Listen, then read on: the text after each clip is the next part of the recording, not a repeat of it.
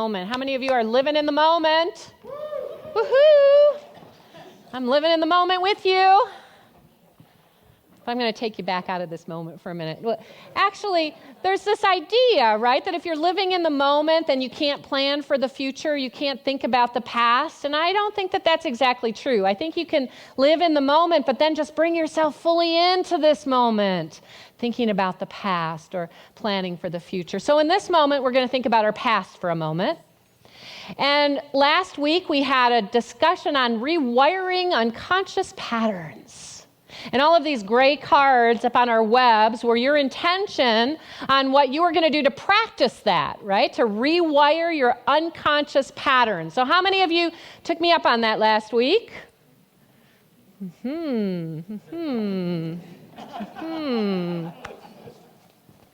All right, thank you. Those of you who didn't do it, you'll have an opportunity again this week. But for those of you who did do it, I have absolutely no doubt that you had some kind of an aha, new understanding, an insight that came as you worked on rewiring your unconscious patterns. So who just can't wait to share what you discovered? Can't wait. Oh, Jim. Yay.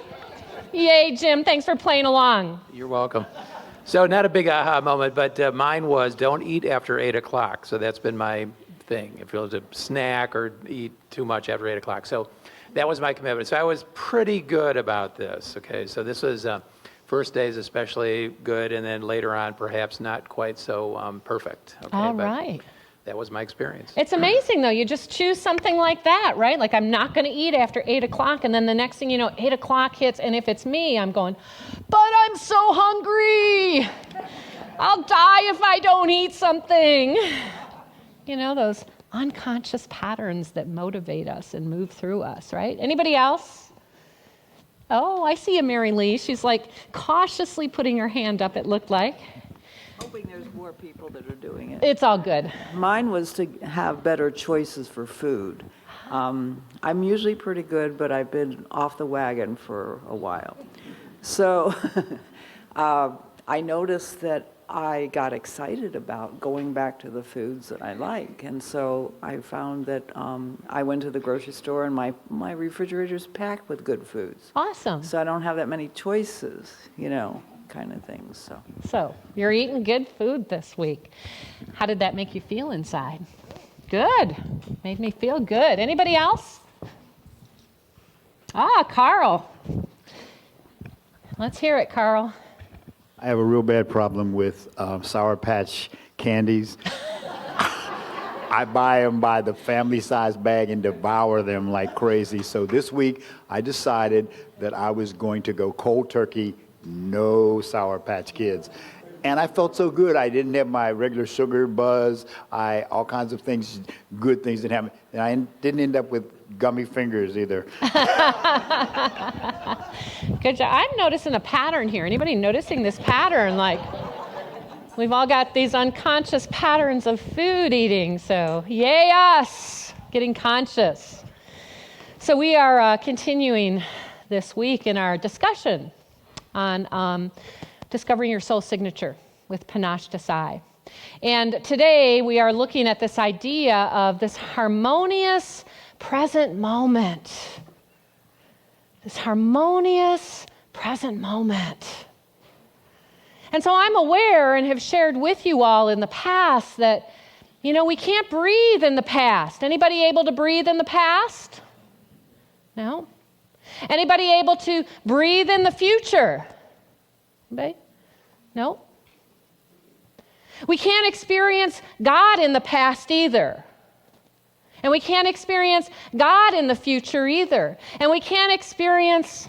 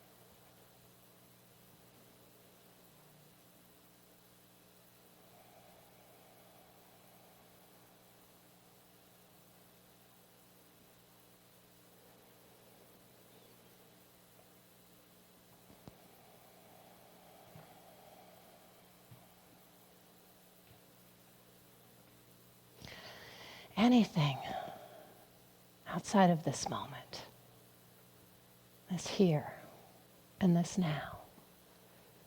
How long was that moment for you? How long do you think it was? How long did it feel like? Forever! Forever! How long do you think it was? 30 seconds to a minute. It was a minute.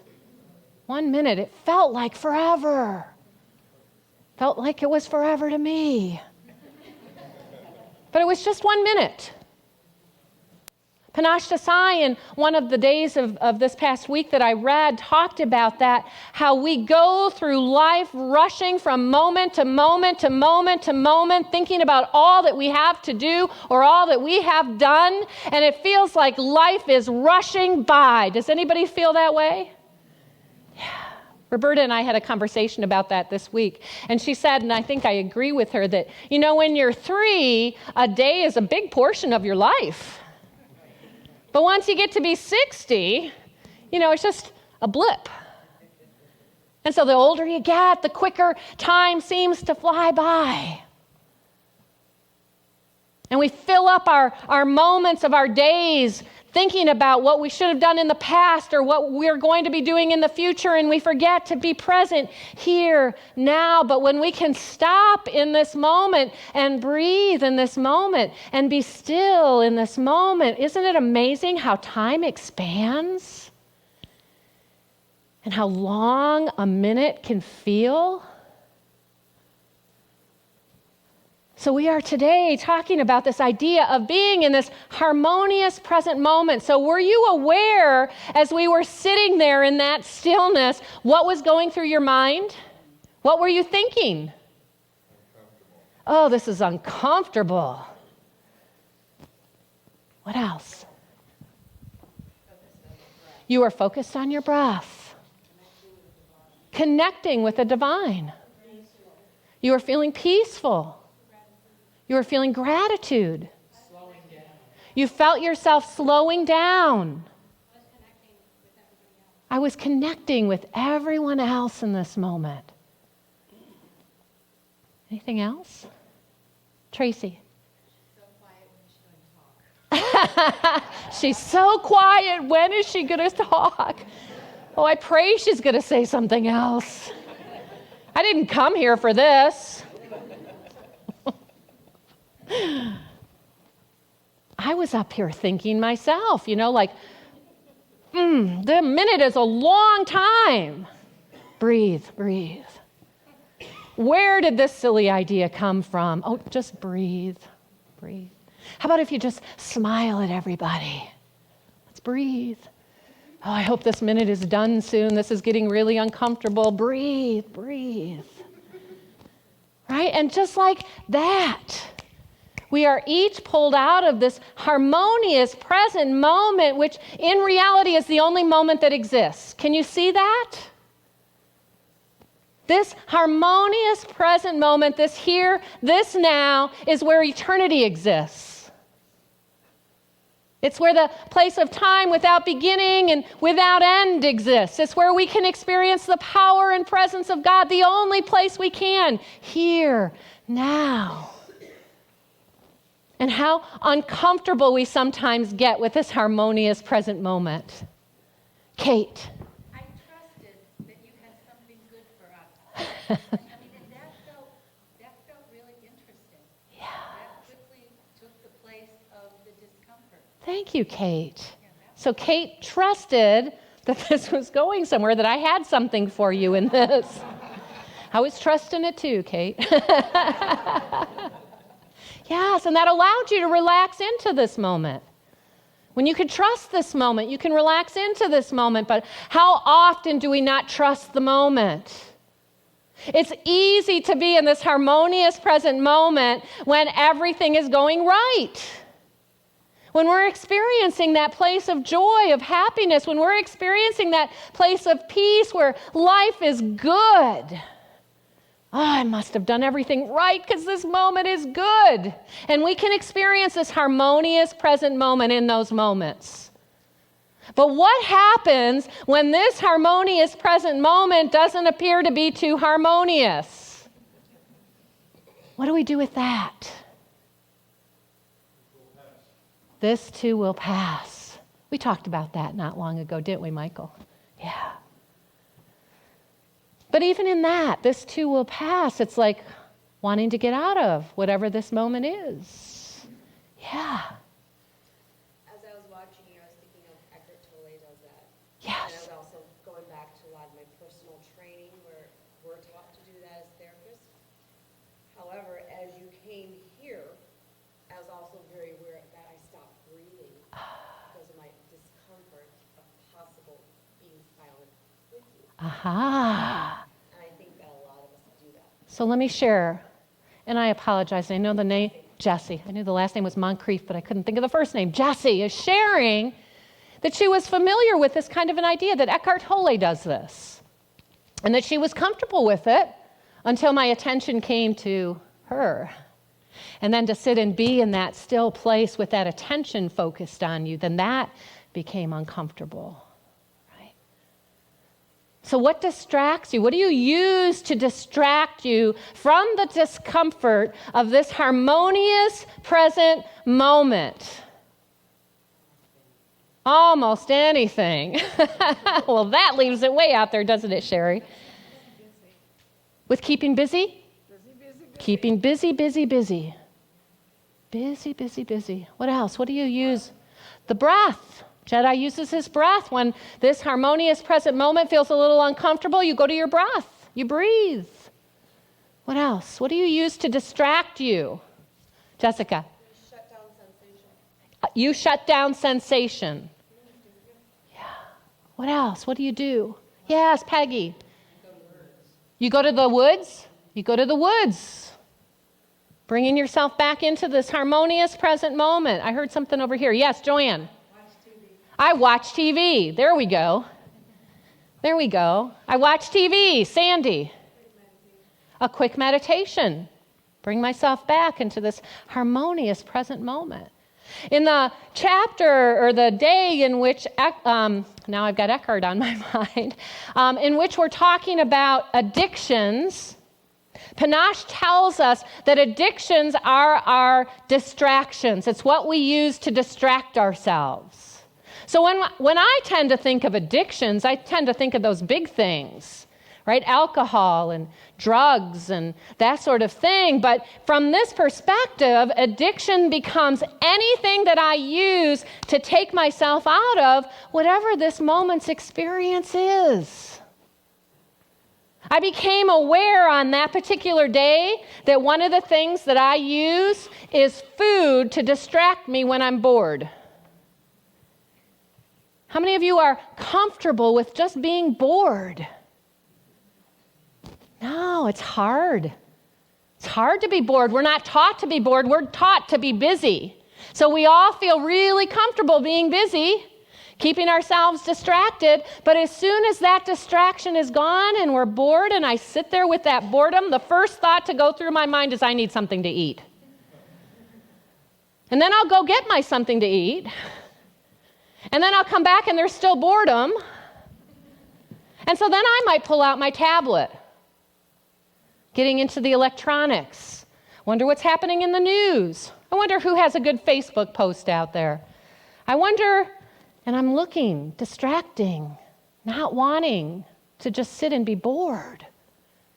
I read somewhere this week about what we're doing a great disservice to our children because we don't allow them to be bored anymore. We fill up every moment of their day with something to entertain them. How many of you remember going on a long car trip when you were young? Right? What did you do to alleviate the boredom? Sing. Played games, read a book, right? Counted Volkswagen Beagles, slug a bug red, right? Just watch the scenery go by, right?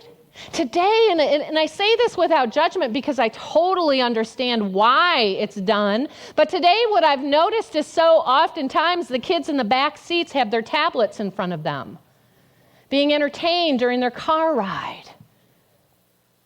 And I totally understand it. I truly do, because I'm uncomfortable with boredom.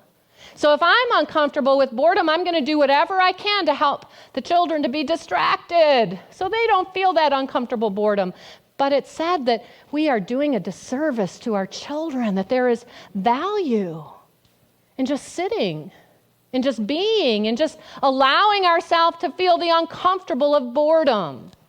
And guess what? If I can't be comfortable with a simple thing like being bored, then how in the world am I ever going to approach a moment where I'm feeling sad and be comfortable with that? Where I'm feeling angry and being uncomfortable with that? Where I'm feeling judgmental and be comfortable with that? If I can't even allow myself to feel the feeling of boredom, here, now, we get to experience this harmonious present moment. But what does that look like when what is showing up in that moment feels less than harmonious? What is it then when we're in the middle of an argument with somebody that we love, but we're in the middle of an argument with them, and it feels like this is less than a harmonious moment to me? What does it feel like when, because so many brought up food, what does it feel like when I step on the scale? To be in the harmonious present moment of that.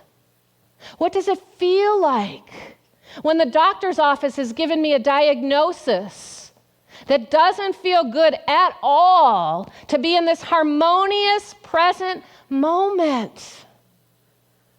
It's so easy to imagine it when all is good. I pulled up here this morning and I parked in my typical parking spot, and out back laying in the grass was a deer. Right? Oh, we can all feel the harmonious present moment of that. What does it feel like when that same deer in the summertime is in my garden eating my cucumbers? Right?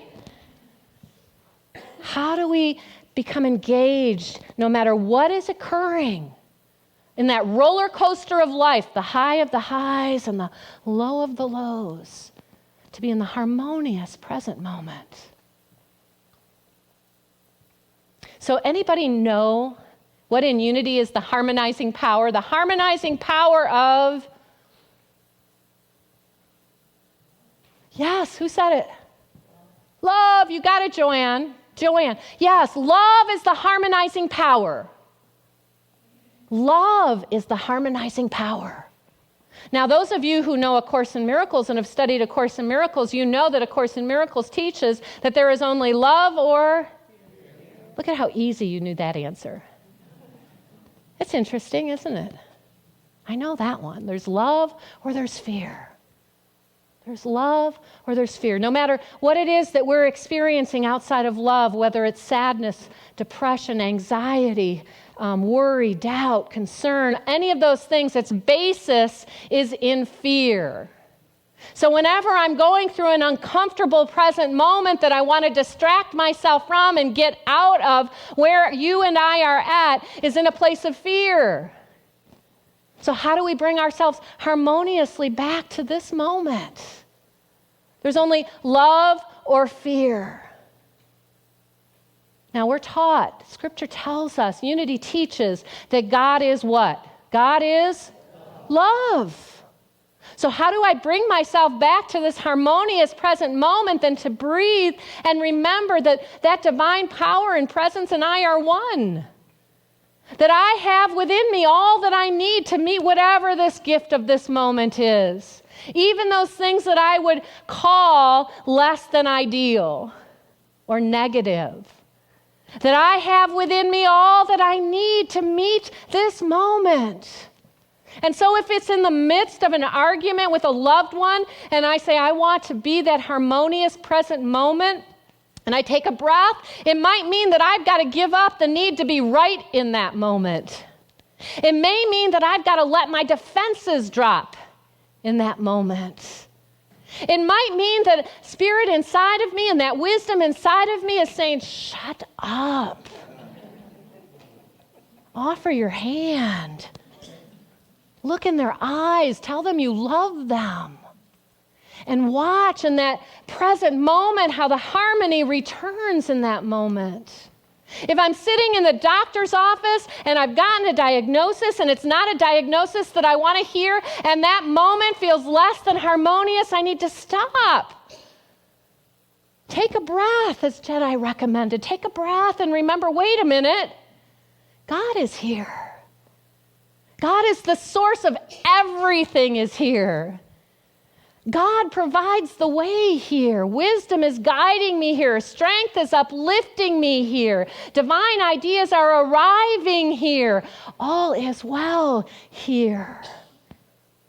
Let me breathe and remember that and just be with whatever the experience is. This is hard work.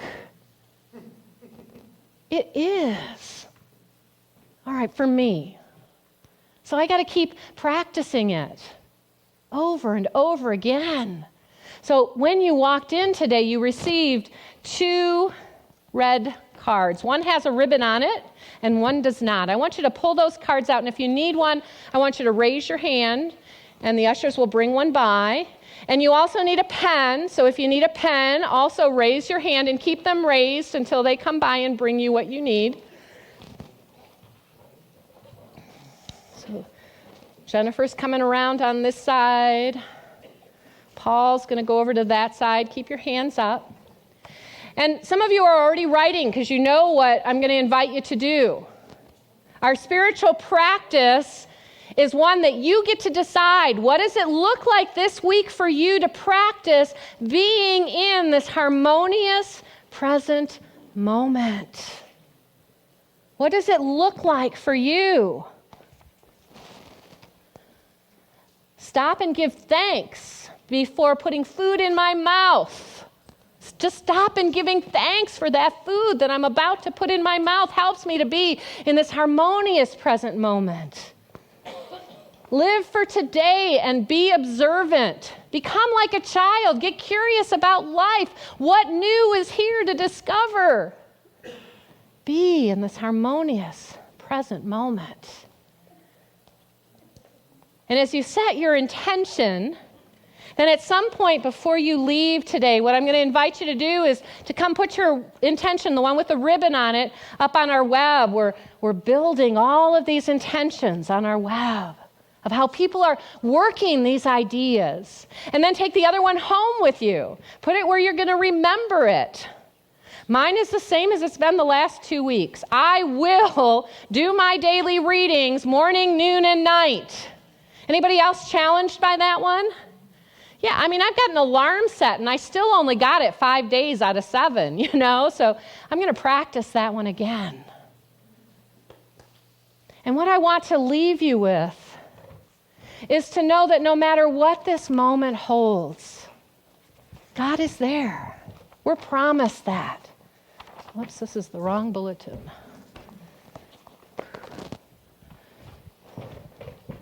This is from our scripture today. Our scripture from today comes from the book of Proverbs.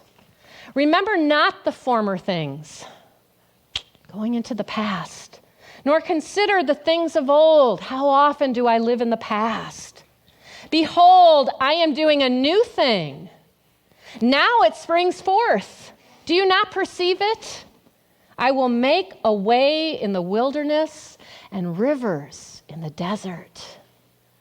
I will make a way, God says, in the wilderness and rivers in the desert. You have all that you need. I have all that I need to be fully present in this moment. Will you join me in remembering that this week? Yes. That was pretty good. But I saw how few hands went up. So I'm going to ask it again. Will you really practice this with me this week? Yes. All right. If you and I take this on, we can change the world. Do you believe it? Yes. Let's do it. Thank you, and God bless. Oh. Wait a minute, because I forgot last service, and I was not going to forget this service. Red.